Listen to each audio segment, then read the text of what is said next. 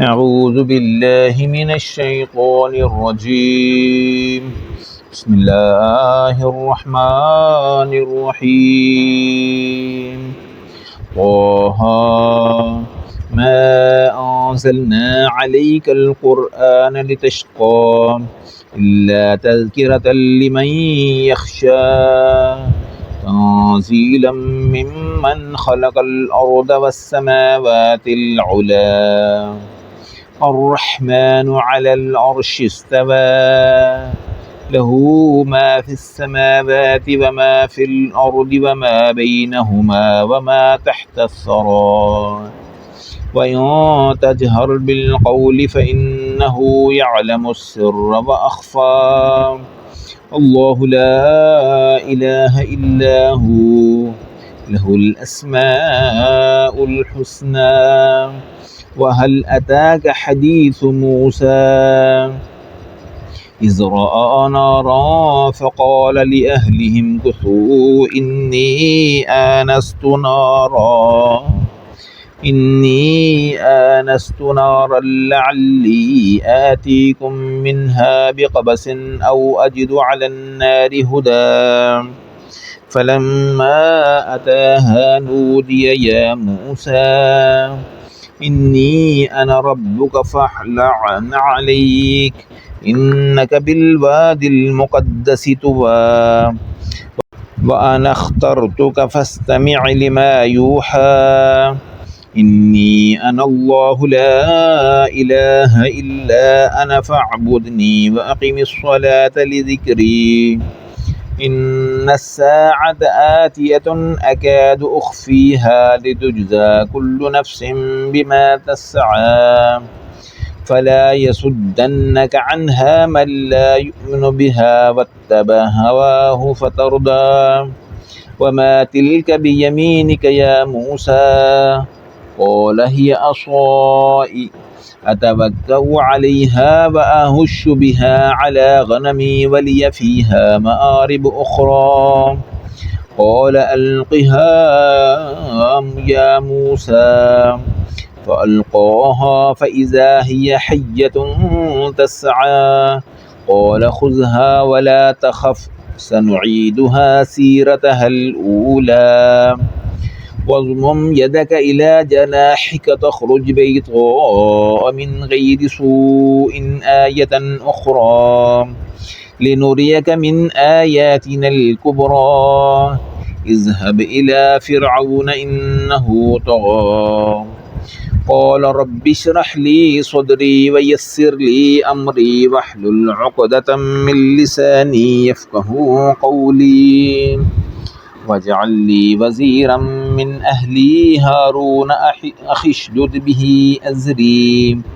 وأشركه في أمري كي نسبحك كثيرا ونذكرك كثيرا إنك كنت بنا بصيرا قال قد أوتيت سؤلك يا موسى ولقد مننا عليك مرة أخرى إذ أوحينا إلى أمك ما يوحى أن اقذفيه في التابوت فاقذفيه في اليم فليلقه اليم بالساحل يأخذه عدو لي وعدو له وألقيت عليك محبة مني ولتصنع على عيني إذ تمشي أختك فتقول هل أدلكم على من يكفله فرجعناك إلى أمك كي تقر عينها ولا تحزن وقتلت نفسا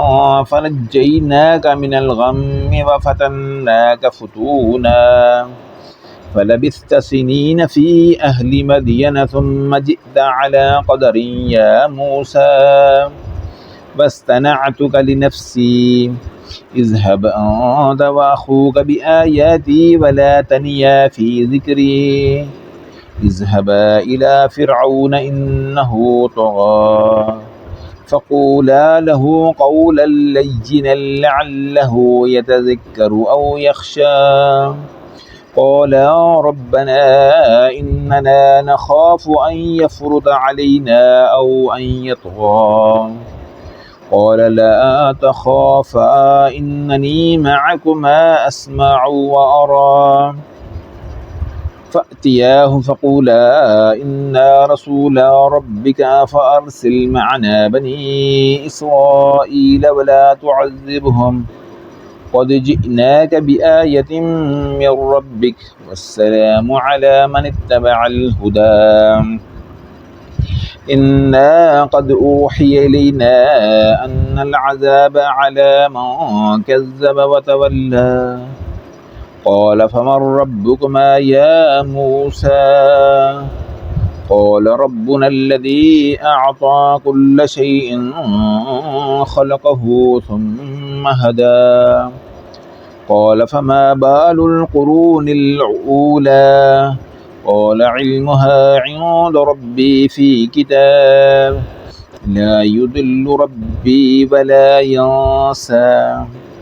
الذي جعل لكم الأرض مهدا وسلك لكم فيها سبلا وأنزل من السماء ماء فأخرجنا به أزواجا من نبات شتى كلوا وارعوا أنعامكم إن في ذلك لآيات لأولي النهى. منها خلقناكم وفيها نعيدكم ومنها نخرجكم تارة أخرى ولقد أريناه آياتنا كلها فكذب وأبى. قال أجئتنا لتخرجنا من أرضنا بسحرك يا موسى؟ فلنأتينك بسحر مثله فاجعل بيننا وبينك موعدا لا نخلفه نحن ولا أنت مكانا سوى. قال موعدكم يوم الزينة وأن يحشر الناس ضحى. فتولى فرعون فجمع كيده ثم أتى. قال لهم موسى ويلكم لا تفتروا على الله كذبا فيسحتكم بعذاب وقد خاب من افترى. فتنازعوا أمرهم بينهم وأسروا النجوى. قالوا إن هذان لساحران يريدان أن يخرجاكم من أرضكم بسحرهما ويذهبا بطريقتكم المثلى فأجمعوا كيدكم ثم أتوا صفا وقد أفلح اليوم من استعلى. قالوا يا موسى إما أن تلقي وإما أن نكون أول من ألقى. قال بل ألقوا فإذا حبالهم وعصيهم يخيل إليه من سحرهم أنها تسعى. فأوجس في نفسه خيفة موسى. قلنا لا تخف إنك أنت الأعلى وألق ما في يمينك تلقف ما صنعوا إنما صنعوا كيد ساحر ولا يفلح الساحر حيث أتى. فألقي السحرة سجدا قالوا آمنا برب هارون وموسى.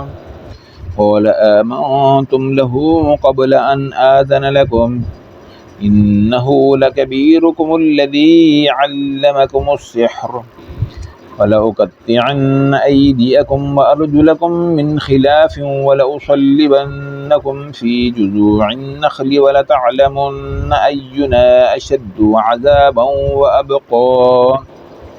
قالوا لن نؤثرك على ما جاءنا من البينات والذي فطرنا فاقض ما أنت قاض إنما تقضي هذه الحياة الدنيا.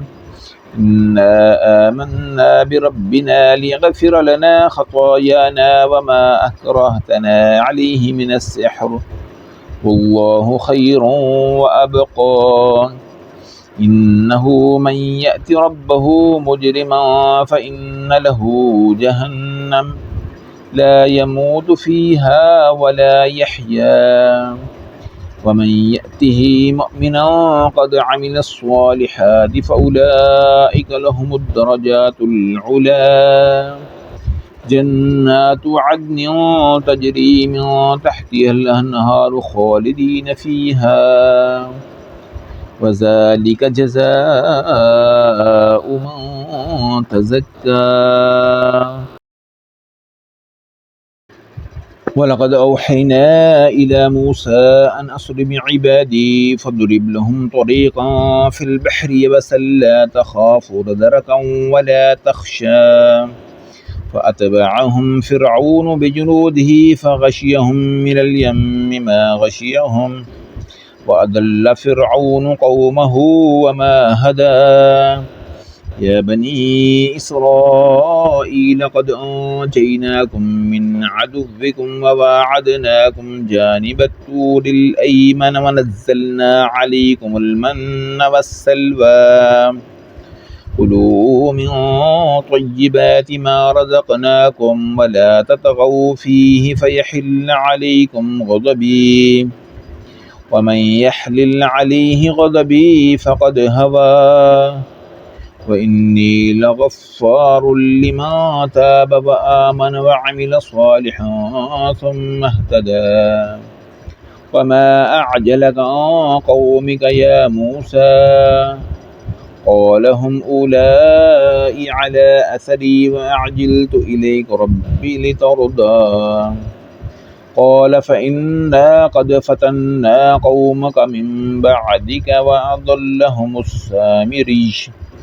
فرجع موسى إلى قومه غضبان أسفا قال يا قوم ألم يعدكم ربكم وعدا حسنا أفطال عليكم العهد أم أردتم أن يحل عليكم غضب من ربكم فأخلفتم موعدي. قالوا ما أخلفنا موعدك بملكنا ولكننا حملنا أوزارا من زينة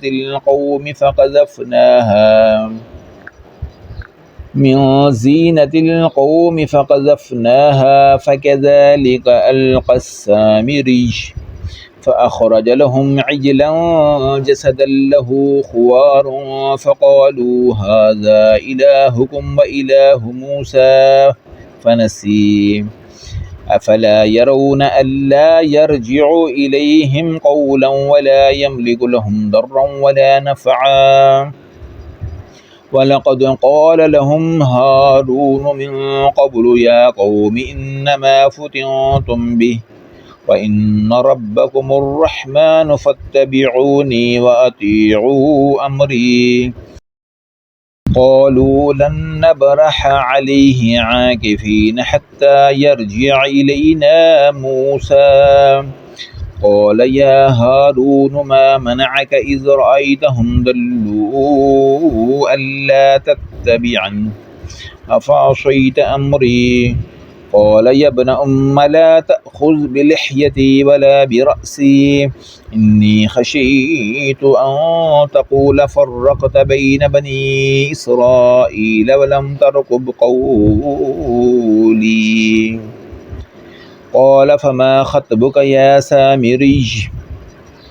قال بصرت بما لم يبصروا به فقبضت قبضة من أثر الرسول فنبذتها وكذلك سولت لي نفسي.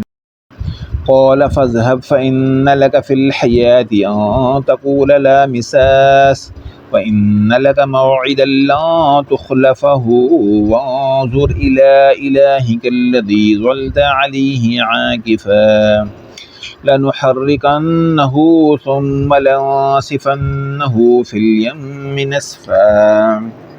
إنما إلهكم الله الذي لا إله إلا هو وسع كل شيء علما. كذلك نقص عليك من أنباء ما قد سبق وقد آتيناك من لدنا ذكرا. من أعرض عنه فإنه يحمل يوم القيامة وزرا خالدين فيه فساء لهم يوم القيامة حملا. يوم ينفخ في الصور ونحشر المجرمين يومئذ زرقا يتخافتون بينهم إن لبثتم إلا عشرا نحن أعلم بما يقولون إذ يقول أمثلهم طريقة إن لبثتم إلا يوما ويسألونك عن الجبال فقل ينسفها ربي نسفا فيذروها قاعا صفصفا لا ترى فيها عوجا ولا أمتا يومئذ يتبعون الداعي لا عوج له وخشعت الأصوات للرحمن فلا تسمع إلا همسا يومئذ لا تنفع الشفاعة إلا من أذن له الرحمن ورضي له قولا يعلم ما بين أيديهم وما خلفهم ولا يحيطون به علما وعنت الوجوه للحي القيوم وقد خاب من حمل ظلما ومن يعمل من الصالحات وهو مؤمن فلا يخاف ظلما ولا هضما وكذلك أنزلناه قرآنا عربيا وصرفنا فيه من الوعيد لعلهم يتقون أو يحدث لهم ذكرا فتعالى الله الملك الحق ولا تعجل بالقرآن من قبل أن يقضى إليك وحيه وقل رب زدني علما ولقد عهدنا إلى آدم من قبل فنسي ولم نجد له عزما وإذ قلنا للملائكة اسجدوا لآدم فسجدوا إلا إبليس أبى فقلنا يا آدم إن هذا عدو لك ولزوجك فلا يخرجنكما من الجنة فتشقى إن لك ألا تجوع فيها ولا تعرى وأنك لا تظمأ فيها ولا تضحى فوسوس إليه الشيطان قال يا آدم هل أدلك على شجرة الخلد وملك لا يبلى فأكلا منها فبدت لهما سوآتهما وطفقا يخصفان عليهما من ورق الجنة وعصى آدم ربه فغوى ثم اجتباه ربه فتاب عليه وهدى قال اهبطا منها جميعا بعضكم لبعض عدو فإما يأتينكم مني هدى فمن اتبع هداي فلا يضل ولا يشقى ومن أعرض عن ذكري فإن له معيشة ضنكا ونحشره يوم القيامة أعمى قال رب لما حشرتني أعمى وقد كنت بصيرا قال كذلك أتتك آياتنا فنسيتها وكذلك اليوم تنسى وكذلك نجزي من أسرف ولم يؤمن بآيات ربه ولعذاب الآخرة أشد وأبقى أفلم يهد لهم كم أهلكنا قبلهم من القرون يمشون في مساكنهم إن في ذلك لآيات لأولي النهى ولولا كلمة سبقت من ربك لكان لزاما وأجل مسمى فاصبر على ما يقولون وسبح بحمد ربك قبل طلوع الشمس وقبل غروبها ومن آناء الليل فسبح وأطراف النهار لعلك ترضى ولا تمدن عينيك إلى ما متعنا به أزواجا منهم زهرة الحياة الدنيا لنفتنهم فيه ورزق ربك خير وأبقى وأمر أهلك بالصلاة واستبر عليها لا نسألك رزقا نحن نرزقك والعاقبة للتقوى وقالوا لولا يأتينا بآية من ربه أولم تأتهم بينة ما في الصحف الأولى ولو أنا أهلكناهم بعذاب من من قبله لقالوا ربنا لولا أرسلت إلينا رسولا فنتبع آياتك من قبل أن نزل ونخزى قل كل متربص فتربصوا فستعلمون من أصحاب الصراط السوي ومن اهتدى. آمنت بالله صدق الله العظيم.